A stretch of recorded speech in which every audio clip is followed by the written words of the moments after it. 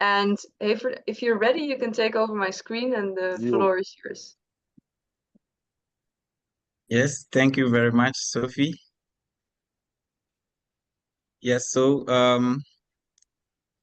good morning, everyone. I'm Hayford Esiakuyewa from the Ghana Meteorological Agency, and today I shall be presenting on the Ghana Climate Atlas for long-term projections and decision-making. So there is a poll, and I would like you to respond to it. Okay. So I think the question is, do you know of any climate atlas? And here we have just about half of the respondents saying yes, and then about 48% saying no. So I think I will take it from here, and then today I'm going to talk about the Ghana Climate Atlas. So there is another one here, so those who answered yes can respond to it. Okay, interesting. So with the next question also, I think those who chose yes say their source of the climate atlas is from the national Met institutions, and then others also get it from non-Met institutions as well as the international platforms such as IPCC and then the Copernicus. So that's very good. So today's presentation will be focused on the Ghana Climate Atlas for long-term projections and prediction. So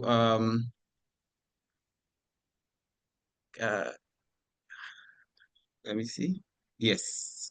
So I will briefly talk about the agency, Ghana Meteorological Agency, and our mandate, what we are responsible for, and look at the services that we provide as well as our products. And then I will deep dive into the Ghana Climate Atlas.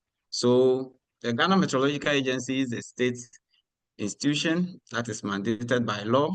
So you can check Act 682 of the Parliament of Ghana in 2004 to provide meteorological services in the country and ensure the operation and maintenance of international standards and practices in meteorology, as well as to advise the government on meteorology generally for socio-economic development.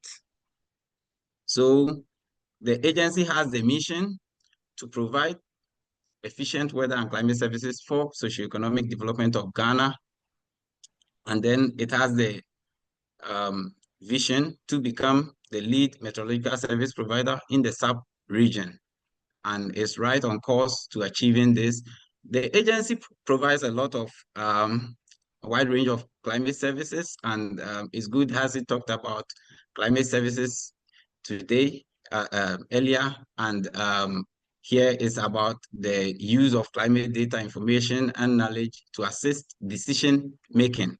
So the agency provides services such as marine and inland water services, aeronautical services for the aviation sector, conducts research into various areas of meteorology, including weather forecasting, climate modeling, and then also studying weather-related hazards. So the agency issues forecasts as well, public weather, seasonal and climate, and then also runs models. So we have the numerical weather prediction also, and then the agency also provides data services for its clients. And we have a channel of dissemination. The agency has its main website where most of this information are, and then also where clients or the general public can reach out to the agency. So you can see over here, you have the email address of the agency, WhatsApp, Telegram, TV, and then also radio, X space. Also, the agency is present, and then YouTube, Facebook, and as well as Instagram.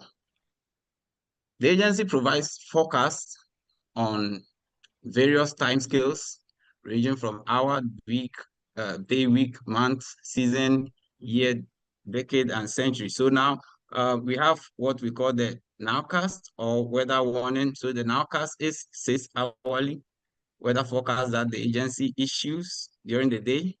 And then also it issues 24-hour forecast. And then the agency also does sub-seasonal to seasonal forecast, then annual to decadal, and then we have the climate projection, which is the main focus of the presentation today. So those in broken circles are ones that the agency is currently exploring for possible forecasting. So I will be talking about the climate projection. So these are some of the products of the agency. So over here, okay. So yes, so we have products such as weather warnings, and then the nowcast. We have the daily weather forecast, weekly marine services, also the marine forecast, inland, seasonal, sub-seasonal. So these are all products that can be found on the agency's website. And then the agency also runs models, exploring ways of running models to also support the forecast that we give from some international platforms.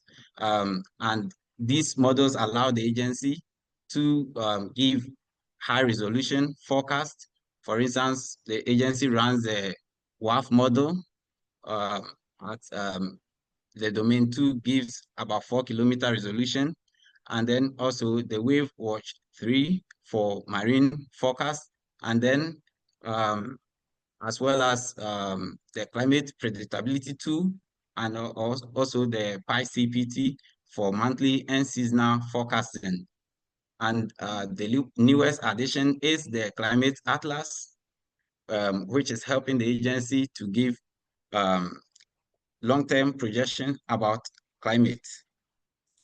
So I will briefly talk about the Climate Atlas partnership, and this is an initiative of the Ghana Meteorological Agency with technical support from the Danish Meteorological Institute and the Danish Embassy Ghana under the strategic sector cooperation between Ghana and Denmark. So the purpose of this is to build capacity of the agency staff to be able to give long-term projection. And we have, so why Climate Atlas? So climate change. So the core narrative of the Climate Atlas, you have climate change affecting the environment in many different ways. For instance, we have global warming leading to high temperatures, and these are affecting the health of the population, and then also causing a lot of damages. We have heat-related illnesses also, such as we have dehydration, heat exhaustion also. And then we have coastal erosion or inundation also bedeviling the country's coast. So communities along the coast are being battered all the time with high tidal waves and displacing a lot of people. It's destroying properties also.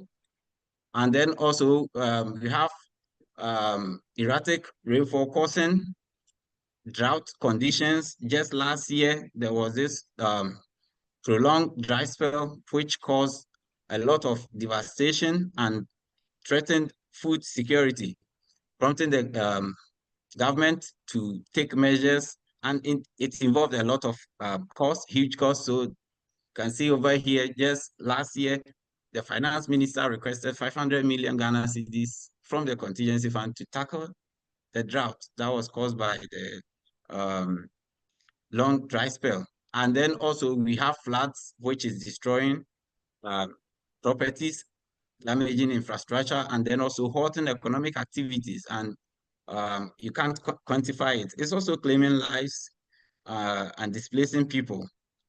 So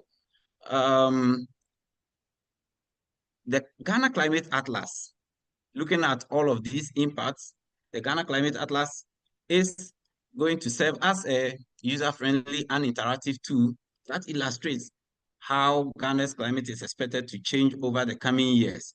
So we need to know about how the climate is going to be like in the coming years. And the Ghana Climate Atlas does just that. So it provides information on how the climate of the country is expected to change in the coming years. So it also ensures standardization of long-term climate projection. The agency is actually ISO certified and follows all the standard operating procedures also. And so all its services are certified. And so when it gives this information, it helps to reach a larger audience. And then also the Ghana Climate Atlas will help to inform policy and decision making for climate resilience. So we look at how the atlas works, and this is a plot I generated to show. So we have global models, which are usually around 100-kilometer resolution. So it averages information over 100-kilometer resolution. And as you can see over here, it's not so detailed.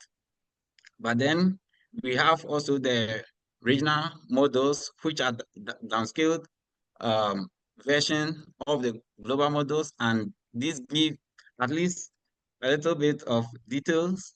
But then the Ghana Climate Atlas, which is also a downscaled further, which gives an enhanced spatial resolution at 25-kilometer resolution for now.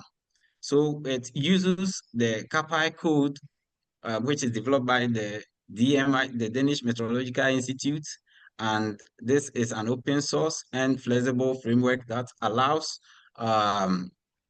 users to be able to generate indicators based on the data sets released from the IPCC. For instance, you have the coupled model comparison project, and then also the Codex data sets. So the CAPI code will help you to run this together with observation data to better enhance the resolution. Now we have 25 kilometers, but then going forward, we are looking at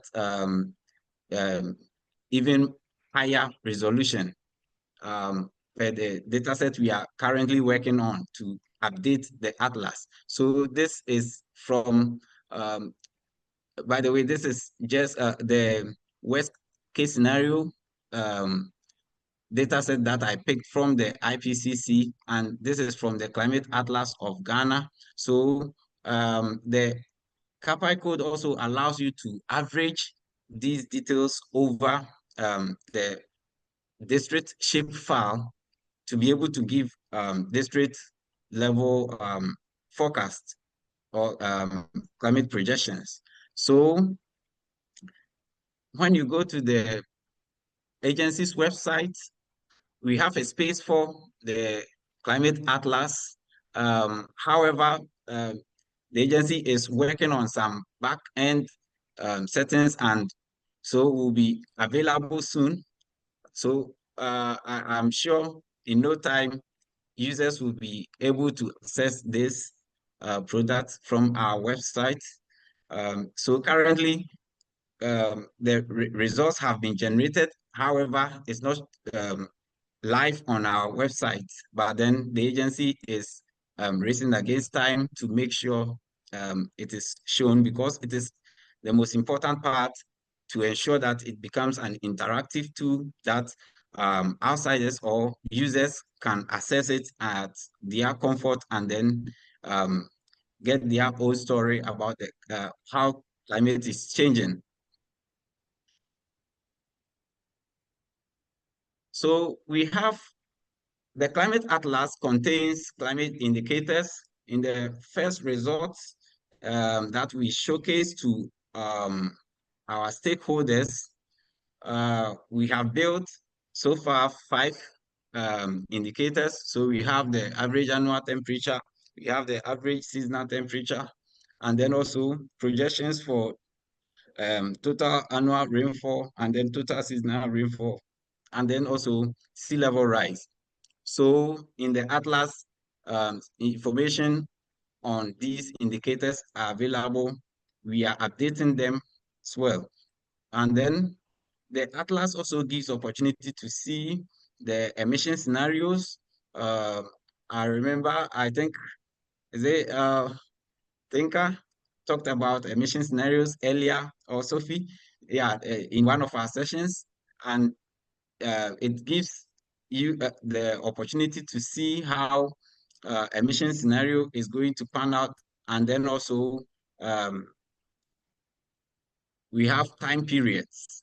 So the Atlas uses the current 1991 to 2020 time period, and then also it contains the uncertainty. So we have the emission scenarios over here. We use high for the RCP 8.5. So the RCP, which is a term used by the IPCC, which is a representative concentration pathways, 8.5, and then the SSP, which is the shared socioeconomic pathways, which is 6 to 8.5. So the Ghana Climate Atlas contains information based on this scenario. And then also we have the medium, which is RCP 4.5, and the SSP 3 to 4.5. And then the low scenario also, which is 2.6 RCP, and then SSP 1 to 2.6. So that is it. So the low is represented by blue color, and then also medium by yellow or gold color, and then also we have the red for high emission scenario. So you can find it there. So this is a guide to the graph, and then you can see the time period. So we have the near term, which is from 2021 to 2040, the mid-century, which is 2041 to 2060, and the end of century. So the Atlas gives information, long-term information on all of these time periods. And then you have the reference period also to guide the change that will occur. So you are able to get the anomaly from the reference period. And then you have the uncertainties. So the Atlas actually runs on 39 models, regional climate models, and we have opportunity to give users the uncertainty bands. So we have the upper limit, which is the 90th percentile, and it is above this point, only 10% of the models say it is going to be way higher than that. And then we have the 50th percentile, which is the best guess or the median. So at this line, which is the white line over here, beyond it, some models are saying the temperature is going to be high. Other models are saying it's going to be low. So we have the 10th percentile. So only 10% are saying it's going to be lower, and 90% are saying it's going to be higher. So these are the uncertainties that are captured in the Atlas, and it gives the opportunity for users to know about this. Now, we'll look at some results from the Ghana Climate Atlas. The first results that we showed to our users, our stakeholders, because this is done through co-production, and it is good that Monica talked about co-creation and co-production. So now I'm sure you have good understanding of that. So we have the average annual temperature projection as captured in the uh, Atlas. So you can see it when our website is done, um, the web page for the Climate Atlas is done, you are able to um, use an interactive map, which is from our map room, to be able to select any scenario of your choice, and then also um, to know about how the climate is going to be like. So this is a box plot and this is a spatial plot. They are all talking about the same thing, but then the spatial plot gives you the opportunity to know about how it's going to be in different areas, and then also look at the risk levels in these areas. So we have the box plot over here. So the key information, and by the way, these slides will be shared so you can have the opportunity to look at the figures well. But then we always advise that we go by the medium scenario. So we'll base our findings on medium scenario over here, which is the business as usual, based on how climate change is occurring now. And then based on that, by the end of the century, we are expecting average annual temperature to move from 27.4 degrees Celsius to 29.2 degrees Celsius. So a change of about 1.8 degrees Celsius. And this is in no way mean. It is very huge, and it's going to cause a lot of devastation, especially when you look at the northern part of the country. We have higher vulnerabilities over there, and this can cause mass migration from the northern part to probably the southern part. So the SAFE4ALL project is also about how climate change affects or influences migration. And we know that we have to adapt to the climate in order to halt the mass migration. So we Hey, have yes, sorry to Tinka. interrupt you, but we only have 2 more minutes left. So should we maybe jump to the conclusion and then people can look at this in the slides we sent? Okay, that's very well noted. So we have average annual seasonal temperature. So you can look at these results from the atlas, which will be made available on our website. So we look at the users of the atlas. So this is the sea level rise. So we have information about that. It's an interactive atlas. So who are the users? So here we are looking at policymakers and government agencies, researchers and academia. We have disaster risk managers and emergency responders, NGOs and development partners, such as SAFE4ALL project is part of the users. And then also we have farmers and agri extension officers. Then we have the private sector also. We have local communities will be our users, and these products can be tailor-made to suit their needs. So we have lessons learned. So we know that the Atlas is a valuable tool that is going to inspire interest in other med services. So when we look at what other med services can learn from the Ghana Climate Atlas, we have provision of climate services at all time scales. So currently the agency is able to give projections, or let's say forecasts on all time scales, and that is a good thing, and one thing that all med institutions should aspire to reach. It shouldn't just be short range forecasts. We must be able to give longer range forecasts as well. And then we have strengthened collaboration between forecasters and meteorologists. and then also climate scientists. So when we understand how the climate is going to change in the future, it influences the forecast that we give, because now you know that there can be the rainfall that you've forecasted can be very heavy and cause devastation, or maybe there is going to be dryness. So it influences that, and then it can capacitate the Met agencies to contribute to framework or policies such as the IPCC report, the nationally determined contributions, and then also the national adaptation plan. And then it can aid standardization of climate information to ensure effective communication and use of complex climate data, and then also enhance the understanding of climate impact trends, and then help inform contingency planning for disaster risk reduction. So this is the final slide.